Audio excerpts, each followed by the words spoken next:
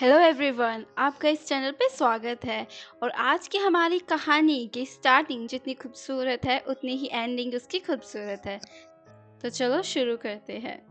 Movie की शुरुआत होती है 2005 के चाइनीज न्यू ईयर से। सभी लोग जल्दी में होते हैं वापस घर जाने के लिए। कहानी की शुरुआत ट्रेन से होती है। शाओ अपनी ट्रेन की टिकट ढूंढ रही होती है, लेकिन उसको मिलती ही नहीं है। टीसी उसे नई टिकट खरीदने के लिए कहता है, लेकिन वो खरीदना नहीं चाहती है तो वो टीसी को रुकने के लिए कहती है। जियान उसको स्ट्रगल करता देखता है तो वो अपने पास रखी एक एक्स्ट्रा टिकट उसको दे देता है और वो उसकी टिकट एक्सेप्ट कर लेती है और टीसी को दे देती है। टिकट को देने के बाद वो उन्हीं के साथ जाके बैठ जाती है। वो फिर से बैग में देखती है और उसे टिकट मिल जाती है। वो उन्हें दिखाती है, मेरे पास टिकट थी, देखो मैंने झूठ नहीं कहा था। टिकट पे याओजियांग लिखा होता है। जियांग और उसके दोस्त कहते हैं, हम भी याओजियांग से ही है। चारों ताश खेलते हैं और काफी अच्छा समय बिताते हैं। तभी अनाउंसमेंट होती है कि वेदर खराब होने के कारण ट्रेन आगे चल नहीं पाएगी। शाओ जान को बाहर देखने के लिए कहती है और कहती है, क्या हम चल के चले? वो कहता है ठीक है। चारों ट्रेन को छोड़कर पैदल ही अपने घर तक जाने लगते हैं। चलते चलते शाओ अपने एक्सपीएफ के बारे में बताने लगती है। दोनों एक दूसरे की कंपनी को काफी ज्यादा इंजॉय करने लगते हैं। शाओ अपने घर पहुंच जाती है, लेकिन घर पर कोई नहीं होता। शाओ अपने स्वर्गवासी डैड से मिलने के लिए हर साल न्यू ईयर पे घर वापस आती है। जान अपने डैड के द्वारा बनाया गया न्यू ईयर फूड एंजॉय कर रहा होता है। तभी उसके डैड उसे किसी को डेट करने को कहते हैं। वो उसे बताते हैं कि एक दिन पहले तुम्हारी टीचर आई थी और उनकी बेटी पॉलिटिकल साइंस पढ़ रही है, तो तुम क्या उसे डेट करना पसंद करोगे? जान कहता है, डैड उसका कॉलेज बहुत दूर है और मुझे लॉन्ग डिस्टेंस रिलेशनशिप बिल्कुल भी पसंद नहीं है, तो ना। तभी उसे बाहर से कुछ आवाज़ें आती है और वो देखने के लिए जाता है। खिड़की से देखने के बाद उसे पता चलता है ये तो शाव है जिसके साथ में ट्रेन में आया था। वो घर से बाहर निकलता है और शाव को देख के बहुत ज़्यादा खुश हो जाता है। जियान शाओ के शूज को देखकर पूछता है, क्या ये शूज कंफर्टेबल है? शाओ के शूज काफी ज्यादा मोटे होते हैं जो कि बर्फ में चलने के लिए ठीक नहीं होते हैं। शाओ कहती है, कंफर्टेबल चीजें हमेशा ही अगली दिखती है।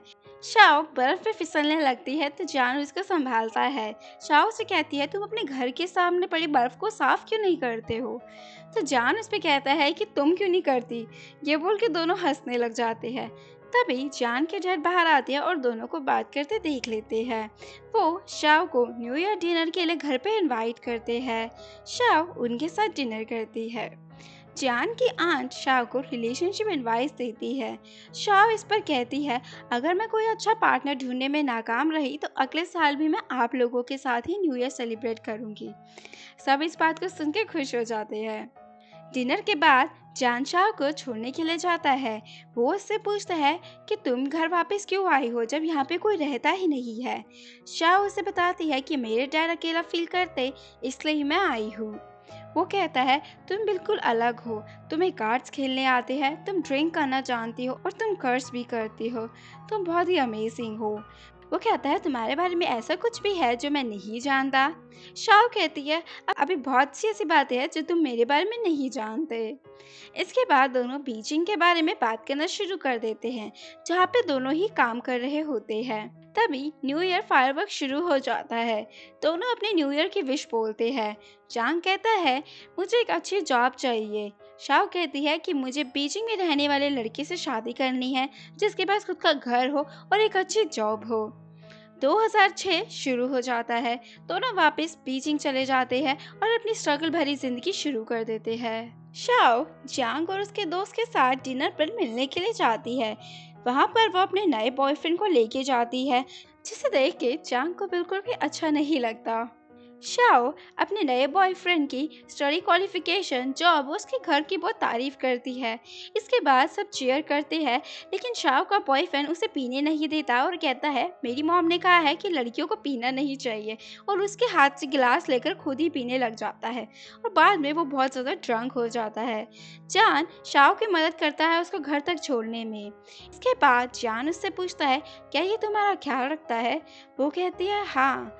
फिर वो कहता है, क्या ये तुम्हारे लिए कुछ भी कर सकता है जो तुम चाहती हो? वो कुछ नहीं कहती, बस हंसती है। थोड़े ही समय बाद शाओ का अपने बीएफ से ब्रेकअप हो जाता है। शाओ के पास रहने की कोई जगह नहीं होती है, तो जान उसको अपने घर में ही रहने देता है। शाओ बताती है मेरा ब्रेकअप उसकी मॉम की वजह से हुआ है, वो मुझे पसंद नहीं करती, कहती है मैं ऐसी लड़की हूँ वैसी लड़की हूँ। इसके बाद ये कह के वो उसको कर्ज करने लग जाती है। जान कहता है जब तुम कर्ज करते हो तो बहुत अच्छी लगती हो। दोनों उस छोटे से कमरे में रहना शुरू कर देते हैं। चांद रात को वॉशरूम जाने के लिए उठता है और गलती से शाओ के पास ही आकर सो जाता है। जैसे ही उसे पता चलता है कि वो शाओ के पास आके सो गया है, वो चुपचाप अपने आप को बेड के ऊपर से उतार लेता है। चांग के पास एक कस्टमर आता है जिसे ऑटो कार चाहिए होता है, लेकिन वो प्रोडक्ट उनके पास नहीं होता। तो चांग का दोस्त कहता है आप इंतज़ार कीजिए, मैं आपके लिए पूछता हूँ कहीं से मैं इंतज़ाम कर सकूँ तो। लेकिन जान उस कस्टमर को शाओ के पास भेज देता है। इस बात से चांग का दोस्त नाराज हो जाता है और कहता है तुम हमारे कस्टमर शाओ के पास क्यों भेज रहे हो। चांग कहता है वो भी हमारी दोस्त है। कस्टमर को शाओ के पास से सामान मिल जाता है। शाओ कस्टमर को नीचे तक छोड़ने के लिए आती है। चांद और उसका दोस्त शाओ को उस कस्टमर से बात करते हुए देख लेते हैं। चांद का दोस्त समझ जाता है कि जान ने गलती कर दी है। असल में शाओ हर उस लड़के को डेट करना शुरू कर देती है जो कि उसे एक अच्छा घर और उसे बीजिंग का रहने वाला बना सके। चांद एक्स्ट्रा पैसा कमाने के लिए सबवे के पास पॉर्न सीडी बेचना शुरू कर देता है। शाओ उसके लिए लंच लेकर जाती है। चांद उसके बदले हुए हेयर स्टाइल को देखकर चौंक जाता है और उससे पूछता है कि तुमने अपने बाल लंबे कैसे कर लिए। वो कहती है कि मैं उस ऑटो कार्ड वाले कस्टमर को डेट कर रही हूँ जो तुमने मेरे पास भेजा था, और उसे लंबे बाल बहुत पसंद है, इसलिए ही मैंने ये लंबे बाल करे हैं। वो ये सुनकर बिल्कुल भी सरप्राइज नहीं होता, बस उससे पूछता है क्या तुम उसके साथ खुश हो। वो कहती है हाँ, और उसने मुझे ये फ़ोन भी दिया है। शाओ को लगता है कि उसके अच्छे दिन अब शुरू हो गए हैं, अब वो भी बीचिंग की हो जाएगी। लेकिन जांग को अभी भी डाउट होता है।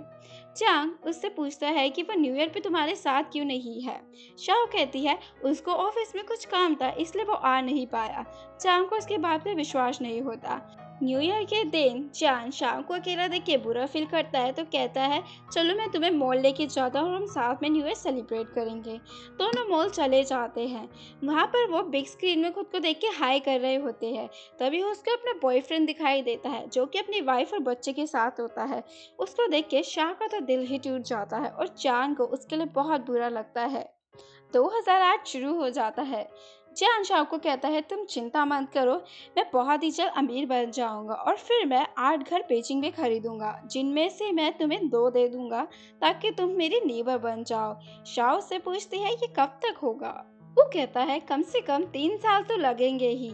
शाह कहते हैं ये आसान नहीं है। चांद शाओ को बहुत ही पसंद करता है, तो वो उसको किस कर देता है। इसके बाद दोनों साथ में नाइट स्पेंड करते हैं। अगले दिन शाओ वहां से चली जाती है। चांद शाओ को वहां न देखकर सोचता है कि वो उसे छोड़कर चली गई है। वो उसे बार बार कॉल करता है। आखिरकार शाओ कॉल पिक करती है और उससे पूछती है क्या हम दोस्त रह सकते हैं। ये सुन के शान का तो दिल ही टूट जाता है। थोड़े समय तक वो उससे मिलती नहीं है। एक दिन शाओ को रियलाइज होता है कि वो जान को बहुत पसंद करती है, तो वो उसे बताने के लिए उसके घर जाती है। वहाँ पे पहुँचने के बाद उसको पता चलता है कि जान को पॉर्न सीडी बेचने के लिए जेल में डाल दिया गया है। शाओ उससे मिलने के लिए पुलिस स्टेशन भी जाती है, लेकिन उसे मिलने नहीं दिया जाता। 2008 के न्यू ईयर सेलिब्रेशन के लिए वो जान के घर चली जाती है और सबको कहती है कि वो उसको डेट कर रही है और वो अभी बिजी है तो आ नहीं पाएगा, और उन्होंने आप लोगों के लिए गिफ्ट भेजे हैं। ये सुन के जान के डैड को काफ़ी खुशी मिलती है। वो जान और उसके लिए कुछ खाना भी पैक करके भेजते हैं, स्पेशली रेड बीन बन जो जान को बहुत पसंद होते हैं। शाओ जान को जेल से लेने के लिए जाती है। वो उसे रेड बिन बन देती है। जान उससे पूछता है क्या तुम मेरे घर गई थी। वो कहती है हाँ, और मैंने उन्हें कहा कि मैं तुम्हें डेट कर रही हूँ ताकि वो तुम्हें पकड़ ना ले। जान कहता है तुम्हें मेरे लिए ये सब करने की कोई ज़रूरत नहीं है। शाओ से बताती है कि उसे कोई मिल गया है। जान फिर से अपनी इंक्वायरी शुरू कर देता है कि लड़का कैसा है। कहती है ना ही ये लड़का रिच है और ना ही ये ओल्ड है, ना ही इसके पास एक स्टेबल जॉब है। ये यंग है और ये अलग अलग जॉब करता है। ये बोलने के बाद वो जान को किस कर देती है। जान को समझ आ जाता है कि वो मेरी बात कर रही है और फिर वो जान को कहती है, देख लो, मुझसे अच्छी लड़की तुम्हें मिल नहीं सकती। और जान भी हाँ कर देता है। इसके बाद कहानी 2015 न्यू ईयर में चली जाती है। जान और शाओ एक ही प्लेन पे होती है और दोनों न्यू ईयर के लिए बीजिंग जा रहे होते हैं। ये पहली बार ऐसा होता है कि ये दोनों न्यू ईयर के लिए बीजिंग जा रहे हो, क्योंकि ये हमेशा ही अपने होम टाउन जाते हैं। प्लेन में अनाउंसमेंट होती है कि मौसम बहुत खराब है तो प्लेन चल नहीं पाएगा। तो प्लेन स्टाफ उनको रूम अलॉट करते हैं। रूम ज़्यादा नहीं होते तो शाओ और जान को एक ही रूम शेयर करना पड़ता है। जान शाओ से पूछता है कि तुम कैसी हो, सब कैसा चल रहा है। वो कहती है सब ठीक है। जान उसे बताता है कि मेरी शादी हो गई है और मेरा एक बेटा है। जान कहती है बहुत अच्छी बात है। तभी जान के बेटे का फोन आता है और वो उससे बात करने लग जाता है। शाओ को ये देख के अजीब लगने लगता है तो वो रूम छोड़ के बाहर चली जाती है। बात खत्म करने के बाद जान शाओ को ढूंढने लग जाता है। वो उसे होटल के बाहर मिलती है तो वो भी बाहर चला जाता है। शाओ जान से पूछती है हमारा ब्रेकअप क्यों हुआ था। वो कहता है अब क्या फर्क पड़ता है, जब तक हम एक दूसरे को देख सकते हैं ये काफ़ी है। जान कहता है सब कैसा चल रहा है। शाओ उसे बताती है कि मेरे एक्स ने मुझे स्कैम कर दिया, वो मेरा सारा पैसे लेके भाग।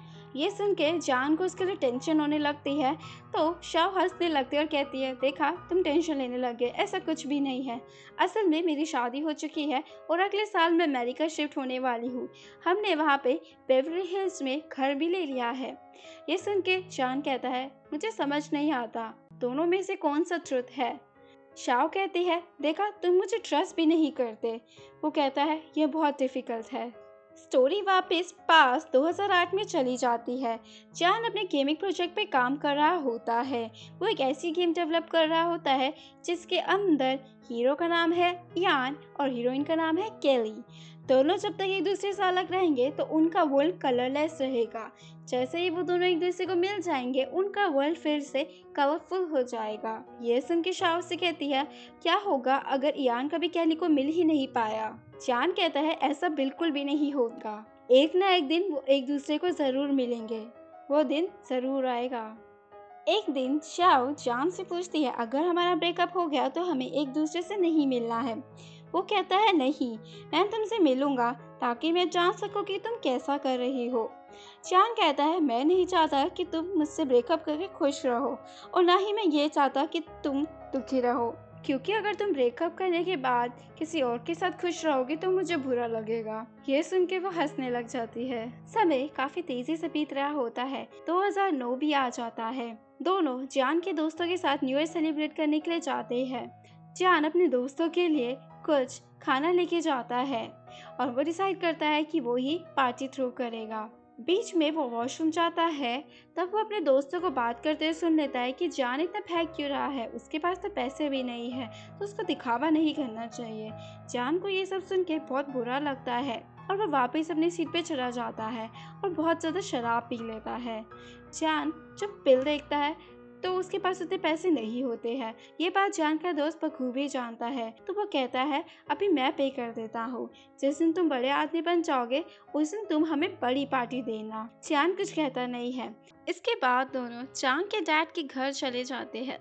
जान के डैड उसे कहते हैं कि तुम्हें शो ऑफ करने की क्या जरूरत है जब तुम्हारे पास पैसे नहीं है। वो कहता है ठीक है।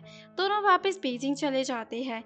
जान शाह से कहती है तुम्हें वैसे भी घर पैसे से कोई मतलब नहीं है, तुम काफी सिंपल आदमी हो तो तुम टेंशन क्यों लेते हो। शाह कहती है ना ही मुझे अब घर और पैसे से कोई मतलब है। ये सुन के जान कहता है क्या तुम्हें मेरी काबिलियत पर शक है, तुम्हें लगता है कि मैं तुम्हें एक अच्छा घर नहीं दे सकता। वो कहती है मैंने ये तो नहीं कहा। वो कहती है मुझे अब घर वर नहीं चाहिए, मैं खुश हूँ जब तक मैं तुम्हारे साथ हूँ। लेकिन जान उसके बात का गलत मतलब निकाल लेता है और उसे लड़ाई कर बैठता है। दोनों घर पहुंच जाते हैं। जान की हाउस ओनर उन्हें घर से निकाल देती है। दोनों को कहीं और शिफ्ट होना पड़ता है। इससे शाओ काफी ज्यादा दुखी हो जाती है। वो डिसाइड कर लेती है कि उसके लिए अब जान के साथ रहना काफी मुश्किल हो गया है। शान अपने कंप्यूटर पर गेम खेल रहा होता है, तभी शाओ से कहती है कि मैं जा रही हूँ। वो कुछ समझ नहीं पाता क्योंकि उसने हेडफोन पहने होते हैं, लेकिन जैसे ही वो मुड़ के देखता है वो अपना सामान लेके जा रही है। तो वो उसके पीछे पीछे भागता है और उसको रोकने की कोशिश करता है। शाओ मेट्रो में चढ़ चुकी होती है। चांद भी वहाँ पे पहुँच जाता है। चांद मेट्रो में चढ़ता नहीं है, बस वहीं खड़े होकर उसको देखता रहता है। ये सोचता है शायद वह मेट्रो से उतर जाए। अगेन स्टोरी 2015 में चली जाती है। दोनों एक दूसरे को ब्रेकअप के लिए ब्लेम करते हैं। चांद शाओ को कहता है, अगर तुमने ब्रेकअप नहीं किया होता और तुम मेरे साथ ही होती तो आज समय कुछ और ही होता। हम दोनों साथ में होते, हमारे बच्चे होते। शाओ से ये सुन के कहती है, अगर तुम मेट्रो में उस दिन चढ़ गए होते तो शायद आज मैं तुम्हारे साथ होती। चांद कहता है, क्या हमारा फ्यूचर सच्ची में अच्छा होता? वो कहती है, नहीं, शायद हमारा ब्रेकअप हो चुका होता किसी और वजह से। अगर हमारी शादी भी हो गई होती तो हम शायद अभी तक डिवोर्स ले चुके होते। दोनों बस अपनी गलती को नाम देने की कोशिश करते हैं। चांद शाओ का हाथ पकड़ के उसे होटल में ले जाता है। वहाँ पे चांद का कलीग मिलता है। चांद का कलीग उसको उसके काम के लिए बधाइयाँ देता है। वो चांद को किसी और लड़की का हाथ पकड़े देख थोड़ा अजीब फील करता है। शाओ को ये ठीक नहीं लगता तो वो अपना हाथ छुड़ा लेती है और कहती है, मैं यहाँ पे और नहीं रह सकती। तो चांद कहता है, चलो मैं कार रेंट करता हूँ, बीजिंग तक हम कार में ही जाएंगे। दोनों का दिन काफ़ी अजीब चल रहा होता है। दोनों कार तो रेंट कर लेते हैं लेकिन उसमें जा नहीं पाते क्योंकि सारे रास्ते भी बंद हो जाते हैं। शाओ कहती है, पहले प्लेन, ट्रेन और अब ये कार, हम जा ही नहीं सकते बीजिंग। वो कहती है, मैं अपने एक्सिस के लिए बहुत लकी हूँ। ब्रेकअप के बाद मेरे सभी एक्सिस ने कामयाबी ही पाई है। चांद कहता है, लेकिन तुम तो बिल्कुल अकेली रह गई ना। शाओ से कहती है कि मैं तुम्हें बहुत याद करती हूँ। वो कहता है, मैं भी। और दोनों रोना शुरू कर देते हैं। शाओ फिर उससे पूछती है कि तुमने कभी मुझसे प्यार किया था? चांद भी उससे यही क्वेश्चन पूछता है।